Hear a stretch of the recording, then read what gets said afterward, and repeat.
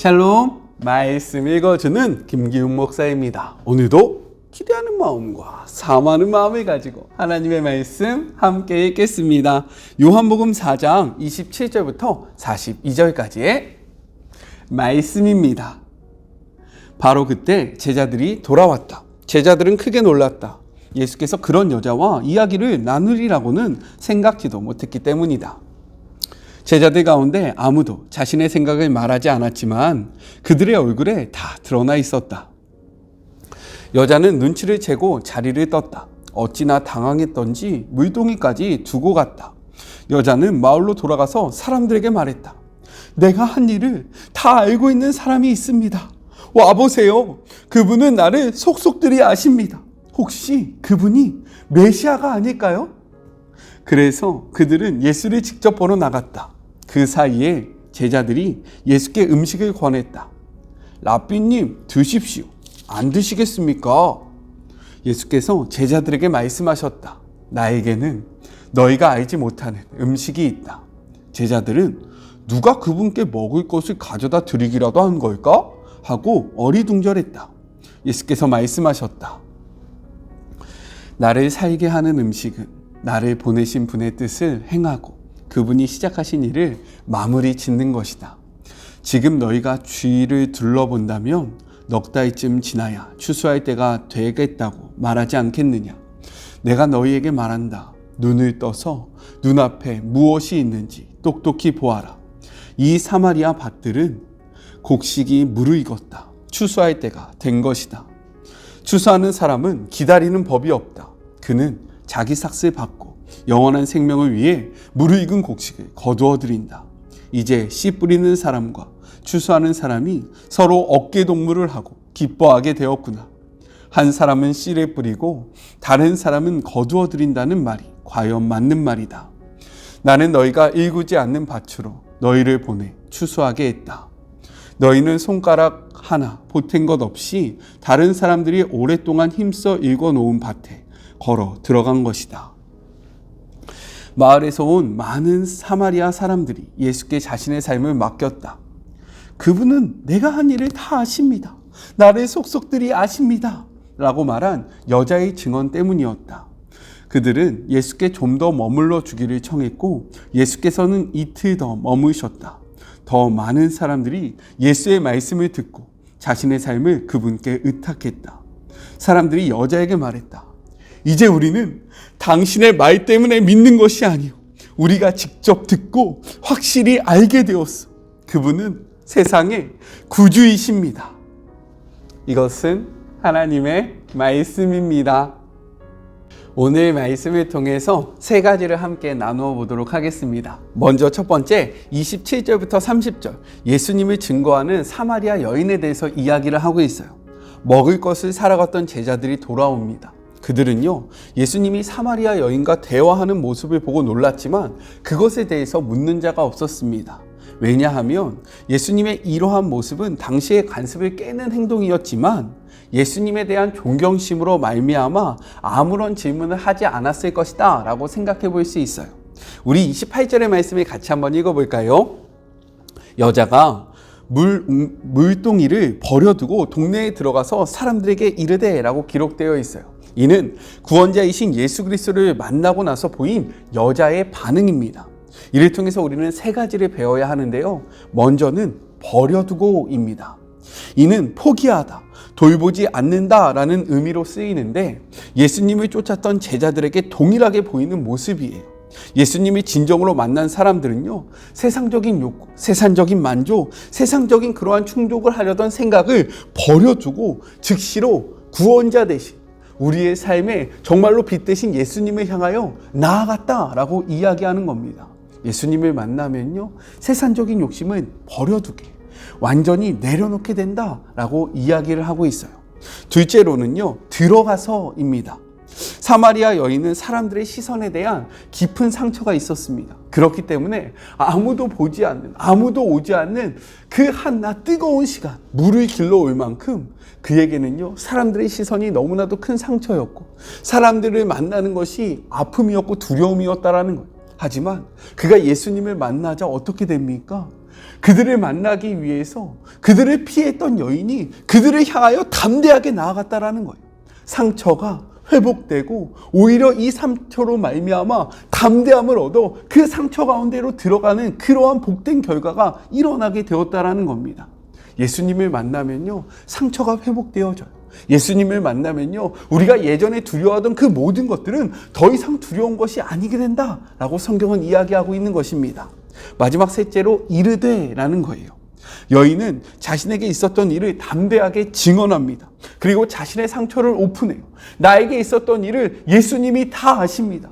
이 예수님이 하나님의 아들이시고 메시아입니다 라고 선포한다라는 거예요. 자신이 경험한 복음, 즉 기쁨 소식을 생생하고 담대하게 증언했다라는 겁니다. 이는요, 버려두고 들어가서 이르되, 이 세 가지의 모습은 예수님을 인격적으로 만났던 제자들의 모습과 동일합니다. 안드레가 그러했고요, 빌립이 그러했다라는 거예요. 이러한 제자들의 반응, 이러한 사람들의 모습의 반응의 결과가 무엇인지 아십니까? 우리 30절의 말씀 같이 한번 읽어보도록 하겠습니다. 그들이 동네에서 나와 예수께로 오더라. 안드레를 통해서 시몬이 나오게 됐고요, 빌립을 통해서 나다나엘이 예수님께 나오게 된 것처럼 이제는 사마리아 여인을 통해서 그 동네 사람들이 예수님께로 나오게 되었다라고 성경은 이야기하고 있어요. 우리도 이러한 삶을 살았으면 좋겠습니다. 우리가 먼저 예수님을 인격적으로 만나고 그로 인해 세상적인 욕구와 욕망을 미련 없이 버려두고 두려웠던 세상으로 담대하게 나아가서 정말로 예수 그리스도에 대해서 생생하고 담대하게 증언하는 삶이 우리들의 삶이 되기를 주님의 이름으로 축복합니다. 둘째, 31절부터 38절 영혼 구원의 기쁨 그리고 영적 추수에 대한 교훈을 이야기하고 계십니다. 사마리아 여인이 마을 사람들에게 예수님을 증언하기 위해서 갔을 때 제자들은 예수님에게 음식을 권합니다. 그러자 예수님은 제자들에게 이렇게 말씀하세요. 우리 32절의 말씀을 함께 읽겠습니다. 이르시되 내게는 너희가 알지 못하는 양식이 있느니라 라고 이야기합니다. 이 말씀에 제자들은요, 누군가가 예수님께 잡수실 것을 가져다 드렸다라고 생각해요. 이러한 모습 가운데 예수님은요, 다시 한번 명확하게 말씀하십니다. 34절의 말씀입니다. 예수께서 이르시되 나의 양식은 나를 보내신 이의 뜻을 행하며 그의 일을 온전히 이루는 것이니라 라고 이야기하세요. 양식이 무엇입니까? 육신을 배부르게 하는 것입니다. 만족하게 하는 거예요. 육체에게 가장 필요한 것입니다. 그러나 예수님은 말씀하셨어요. 마태복음 4장 4절의 말씀입니다.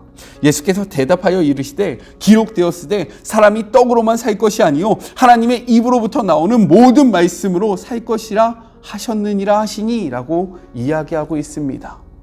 예수님은 육신을 채우는 것으로 만족하지 않으셨다라는 거예요. 하나님의 뜻을 이루는 것, 우리를 구원하시는 것을 통해 참된 만족을 누리셨다라고 담대하게 이야기하고 계십니다. 우리는 무엇에 만족하며 살아가고 있습니까? 무엇을 채우기 위해서 노력하고 있어요? 이 말씀 앞에 멈춰서서 우리의 삶의 모습을 돌아보는 시간이 되었으면 좋겠어요. 이어서 예수님은 35절 이렇게 말씀하세요. 우리 같이 한번 읽어볼까요? 너희는 넉 달이 지나야 추수할 때가 이르겠다 하지 아니하느냐? 그러나 나는 너희에게 이르노니 너희 눈을 들어 밭을 보라. 희어져 추수하게 되었도다 라고 기록되어 있습니다. 넉 달이 지나야 추수할 때가 되겠다라는 이 말씀은요, 예수님의 공생애의 시점을 알려주고 있어요. 사마리아의 일반적인 추수는 4월경에 이루어졌습니다. 따라서 넉 달이 지나야 추수할 때가 된다라는 말은요, 지금 이 말씀하신 시점이 12월경이라는 것을 우리에게 알려주고 있다라는 거예요. 그러나 이보다 우리가 집중해야 하는 것은 무엇이냐? 그 후반부에 하신 말씀입니다. 너희 눈을 들어 밭을 보라. 희어져 추수하게 되었도다. 이는요, 우리에게 말씀하고 계신 거예요. 세상을 향해져 있던 눈을 들어 하나님 나라를 바라보라는 것입니다.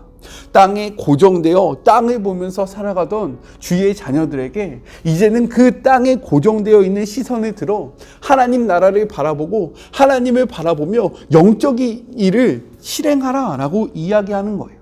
우리가 눈을 들어 볼 때 무엇이라고 이야기합니까? 밭이 희어져 추수하게 된 것을 보는 것 같이 정말로 하나님 앞에 구원받아야 하는 수많은 영혼들이 너의 눈에 보일 것이다 라고 말씀하고 계십니다.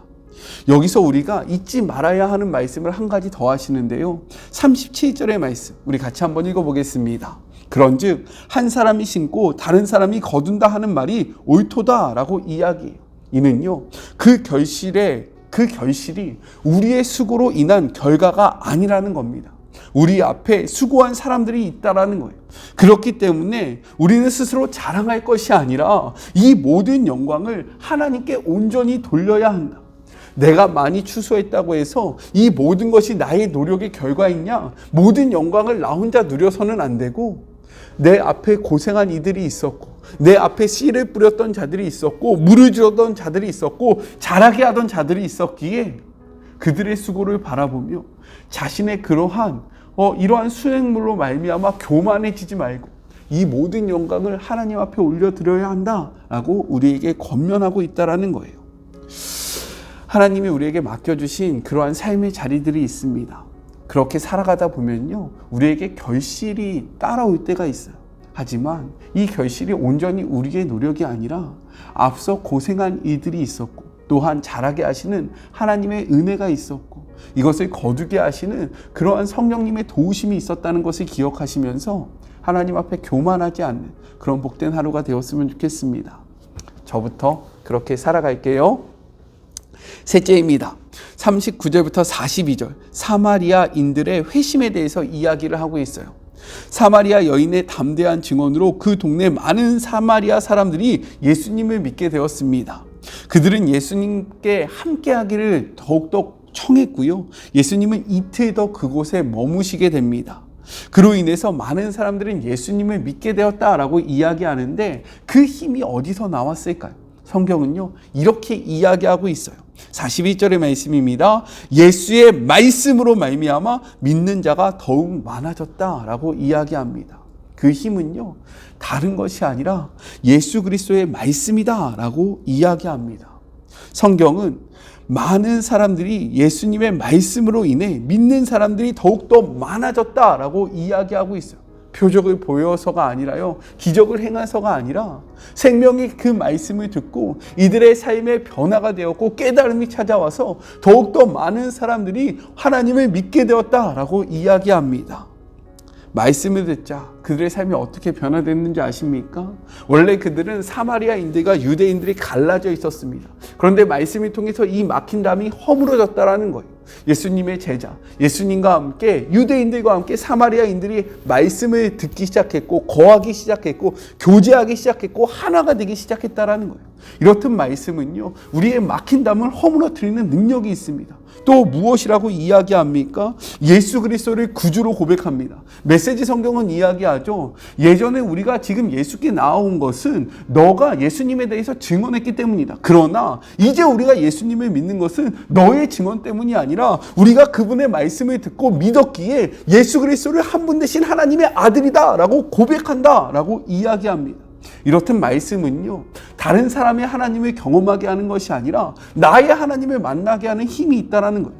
누군가의 하나님이 아니라 나의 하나님, 나의 구주를 만나게 하는 능력이 말씀에 있음을 우리는 기억해야 합니다. 그리고요 이 말씀을 통해서 어떻게 되었습니까? 복음이 점점점 확산되었다라는 거예요. 다른 이벤트, 수많은 그러한 것들로 인해서 말씀이 확장된 것이 아니라 생명의 말씀이 선포되어질 때 이 복음이 힘있게 전진하였음을 우리에게 이야기하고 있습니다. 그렇기에 우리는 교회를 성장시키고 사회를 변화시키는 데 있어서 말씀을 제쳐두고 다른 방법에 의존하는 어리석음에 빠지지 않도록 주의해야 합니다. 웅장한 교회의 건물, 그리고 성스러운 의식, 잘 짜여진 예배 양식과 화려한 이벤트가 중요한 것이 아니라 생명의 말씀이 가장 중요함을 가슴에 새기는 그런 복된 하루가 되었으면 좋겠습니다. 말씀은 우리를 변화시켜요. 이를 기억하는 우리 모두가 됩시다. 같이 기도할까요? 하나님 감사합니다. 사마리아 여인의 이 대화를 통해서 정말로 많은 메시지를 우리에게 허락하여 주심에 감사합니다. 주님, 우리가 사마리아 여인처럼 증인된 삶을 살아가게 하여 주시옵소서. 사마리아 여인처럼 버려두고 들어가서 하나님을 담대하게 전파하는 자들이 되게 하여 주시옵소서. 또한 추수할 것이 너무나도 많다라고 말씀하셨습니다.